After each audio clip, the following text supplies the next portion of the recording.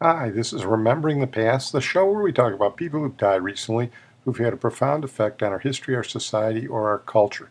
Tonight we're going to start out with two California athletes, and we're going to begin with Dave Meyers, who died recently at the age of 62. Dave Meyers was the last great basketball player for the legendary UCLA teams of the 1960s and 1970s under coach John Wooden. Between 1964 and 1975, UCLA won 10 NCAA championships in 12 years, a record that's never been close to being matched.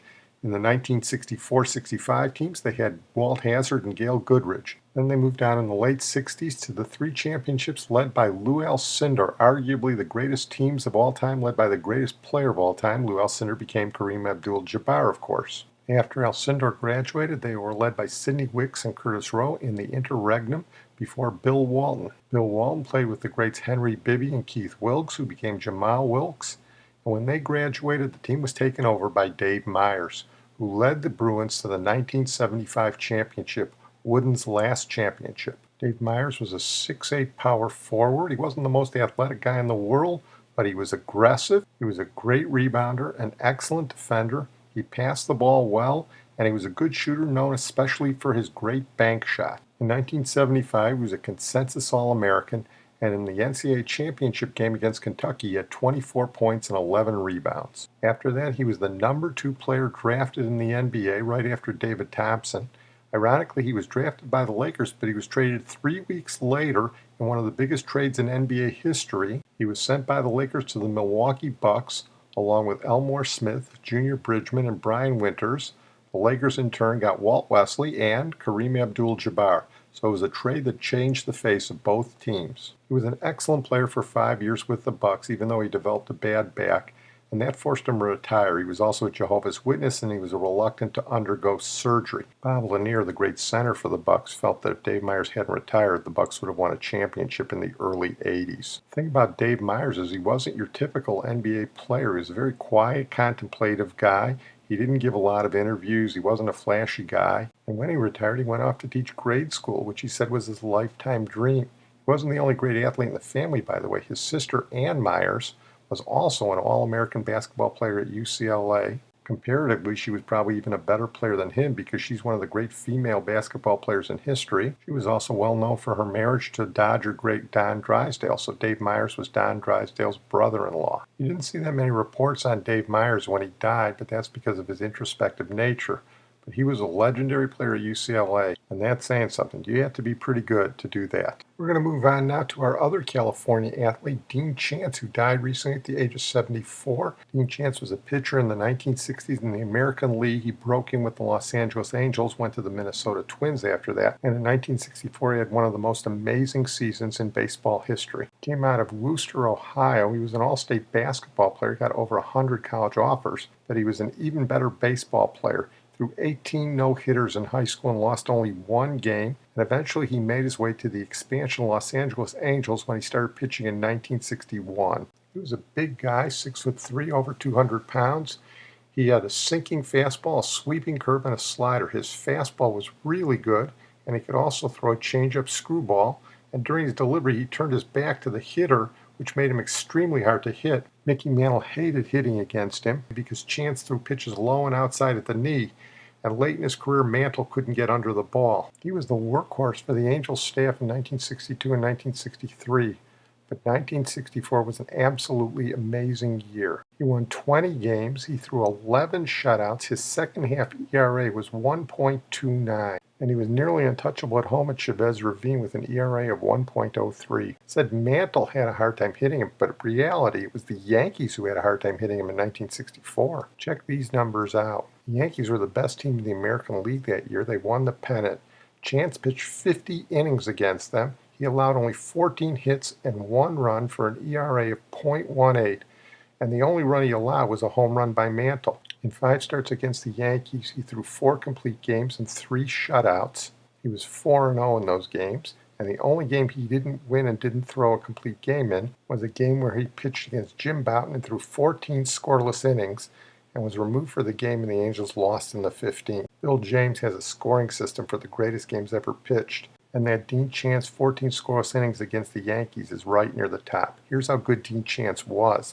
The best pitcher in baseball from 1961 to 1966 was unquestionably Sandy Koufax. He might have been the greatest pitcher of all time during that era. He won 3 Cy Young Awards in 4 years during that time, and the Cy Young was only given to one pitcher from both leagues.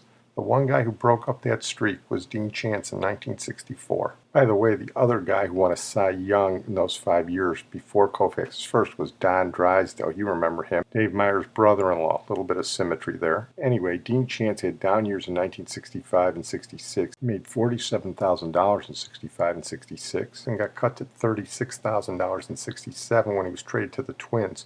He was the comeback player of the year for the Twins, and he actually had a pretty good season there. He pitched 2 no-hitters, including a 5-inning perfect game, and he also started the All-Star game that year. He had a pretty good season in 68, but after that it was pretty much over for him. All those innings he pitched took a toll on his arm and his back. Of course, the other thing that took a toll on him was that Dean Chance liked to party. When he was with the Angels, his best friend was a guy named Bo Belinsky, who also threw a no-hitter, by the way. Bo Belinsky was a pretty talented pitcher, but he loved to hang out with the Hollywood starlets, and he was big news in Los Angeles. They'd be hanging around with Frank Sinatra, Walter Winchell, Ann Margaret. They'd be in the headlines, staying out all night.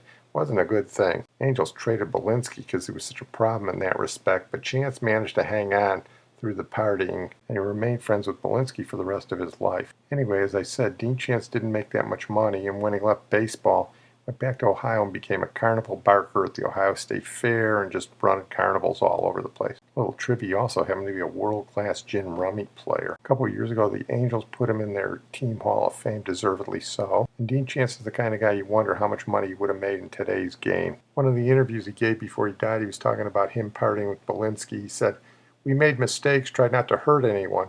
We were kids in a different time, pitching in a great city. It was like feeling that you had the world at your feet, like it would never end, and I think about those good times a lot, and I often talked with Bo about them.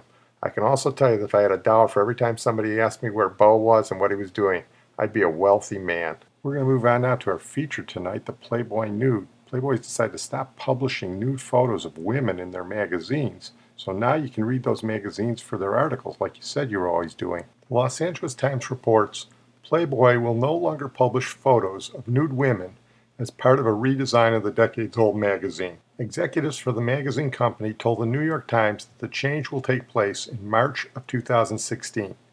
The paper reported that the print edition of Playboy will still feature women in provocative poses, but they will no longer be fully nude.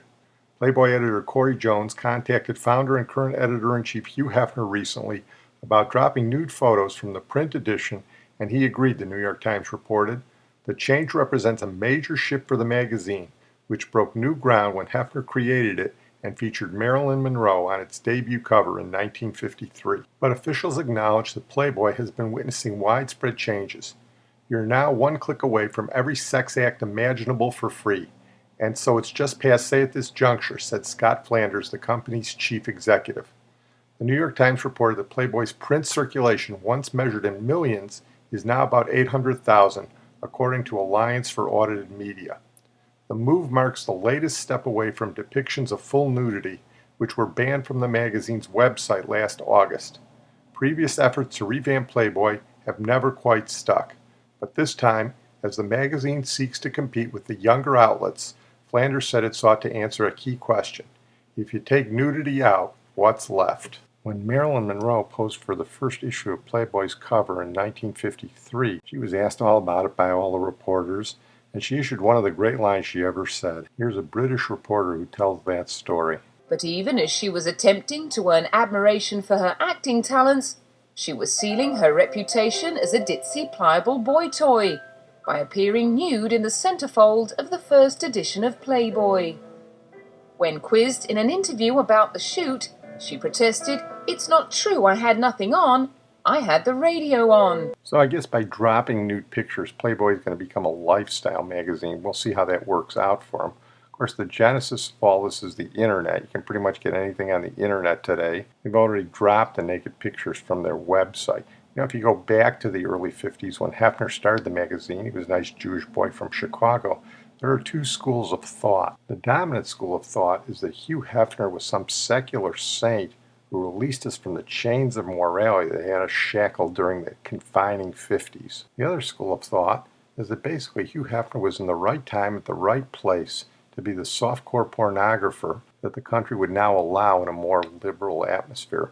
And it's interesting that women are part of that dichotomy. There's a school of thought that he was a liberator for women to allow them to do what they want and to express their sexuality in magazines. And there was the feminist school of thought that said, hey, this guy is the type of guy who's exploiting us. Whatever you think, Hefner was no dummy because he gussied up the image in the magazine with literary articles by people like Norman Mailer, John Updike, Gene Shepard. He touted things like jazz, Count Basie, Charlie Mingus, bohemian lifestyles in the late 50s. I mean, he was onto that stuff. Now, was it really a lifestyle thing exploring new conventions of life? Or was it just a fancy way of selling dirty pictures that would have got you thrown in jail in the 30s and 40s? My favorite example of this dichotomy was a famous Odd Couple episode where Tony Randall as Felix Unger takes a job photographing nudes for Hugh Hefner, and Oscar, Jack Klugman, brings him to a Playboy club. And Felix is really into it until he realizes that one of the bunnies who's going to be a model is his fiancée, Gloria. Nice, huh?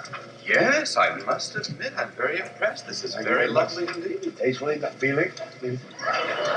Only human. I know, It's a very, very pleasant place. I'm glad Gloria has such a nice job. Good, that's why I wanted you to see it.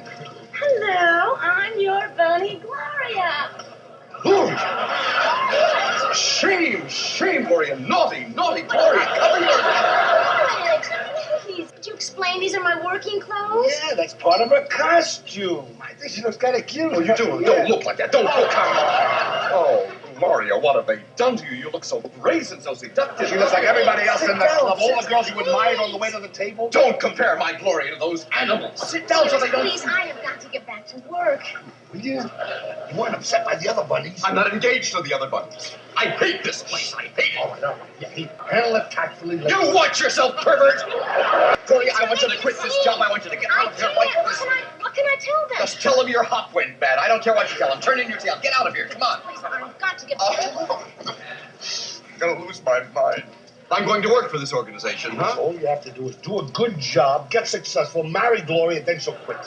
Does she have to bend over so much when she serves? Gloria, do you have to bend all the way over like this? Why don't you go like this, sir, like this? I'm sorry I got you this job. If you don't like it, why don't you quit? Because I need the job. You can't have it both ways. All right. I'm adjusting. I'm fine. We'll order champagne and toast New York's best young photographer, Spencer Benedict. Who's that? That's me. You don't think I'm going to use my real name for nudies, do you? Eyes front, mister! Well, today Felix wouldn't have to worry about that anymore. I'm going to close on that note. I want to thank my producer and IT genius, Sid Tepps. And we're going to close tonight with Joan Leslie. Joan Leslie died recently at the age of 90. She was a Hollywood actress. She came out of Detroit. She was a dancer in Detroit. Her original name was Joan Brodell. She did a couple of minor movies for MGM, but then she was let go in 1939. She signed with Warner Brothers. Warner Brothers didn't like her name. Joan Brodell sounded too much like Joan Blondell. She only had about a 10-year career at Warner. She sued him to get out of her contract. I'm sure that didn't help her career. But hey, they put her in some big movies. She was Gary Cooper's girlfriend in one of Sid's favorite movies, Sergeant York. She got to dance with Fred Astaire in The Sky's the Limit. She was in a movie with Ronald Reagan called This Is the Army. One of her best-known roles was as the crippled girl Velma in High Sierra with Humphrey Bogart and Ida Lupino. She gets to do something a lot of actors didn't get to do. She tells off Humphrey Bogart in the movie. I guess I'll be on my way, Pa. I'm going back east. Just came in to say goodbye. Oh, well, let's have a drink together first, Roy. You and your little girlie and me and my little Velma. Get your hands off me. I'm sorry. I don't like you. I don't like the way you talk, and I don't like your friends. I don't like to think of her being married to you. Come on, you haven't got any right to say such things. Lon's going to be my husband, and I love him. And you're just jealous and mean because I don't want you. Because I never wanted you. But unquestionably, Joan Leslie's greatest role was Mary, Jimmy Cagney's girlfriend then wife, when he played George M. Cohan in Yankee Doodle Dandy. Here's Joan Leslie and Jimmy Cagney singing a Cohan classic. H-A-R-R-I G-A-N spells Harrigan. H-A-R-R-I G-A-N spells Harrigan. Proud of all the Irish blood that's in me. Divil a man can say a word agin me. H-A-R-R-I G-A-N, you see, is a name that a shame never has been connected with Harrigan. That's me.